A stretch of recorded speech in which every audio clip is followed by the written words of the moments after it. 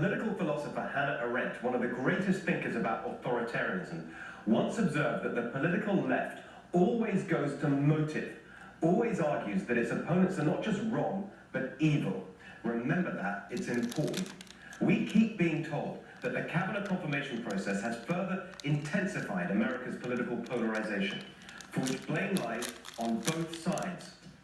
As I said last week, I can't stand partisanship and hope to help build a cross-party movement behind the ideas of positive populism. But right now, at this moment, one party stands in the way of that with its extremism, hate, and rage. No, it is not both sides. It is one side.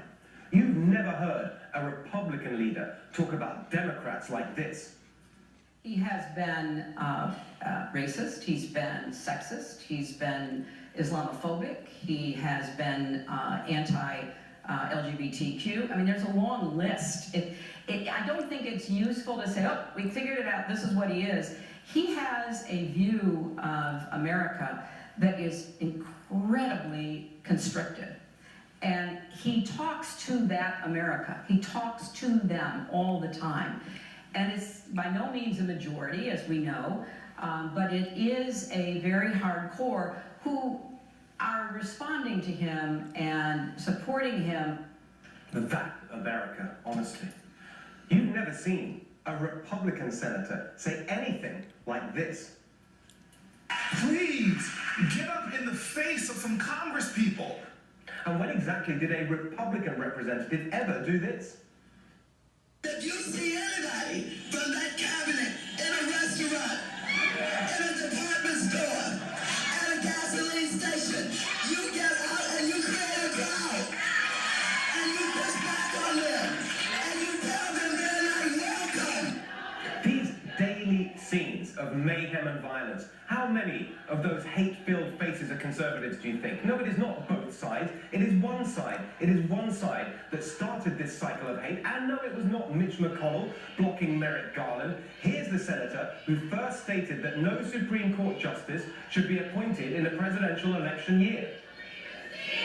President Bush should consider following the practice of a majority of his predecessors and not name a nominee until after the November election is completed. Here's the senator who ended the 60-vote filibuster rule that promoted bipartisanship on judicial appointments. Change the rules regarding presidential nominees will apply equally to both parties. When Republicans are in power, these changes will apply to them just as well. That, Mr. President, is simple fairness. Simple fairness. And here's the senator who threw out centuries of bipartisan advice and consent tradition and vowed to block a Supreme Court nominee within hours of his announcement, before a single second of testimony, before a single case had been reviewed. I will oppose him with everything I've got.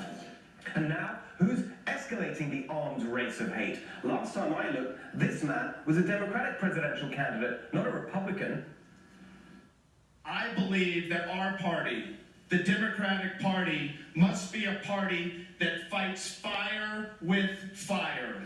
When they go low, I say, we hit harder. Sure enough, the left are now saying that Justice Kavanaugh must be impeached, or the Supreme Court packed. We'll have more on that later in the show, because he's too political.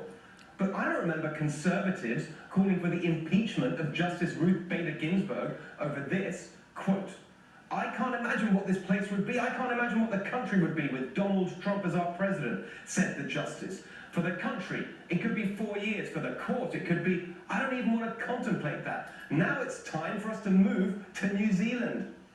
And it's not that supposed authoritarian, that great underminer of democratic norms, Donald Trump, calling for packing of the court. It's the Democrats. Yes, we're in polarized times, but no, it is not both sides. Conservative academics, however much they disagree with liberals, simply don't talk like this left-wing professor at Georgetown University. Quote, look at this chorus of entitled white men justifying a serial rapist's arrogated entitlement. All of them deserve miserable deaths, while feminists laugh as they take their last gasps. Bonus, we castrate their corpses and feed them to swine. Yes? By the way, that's not even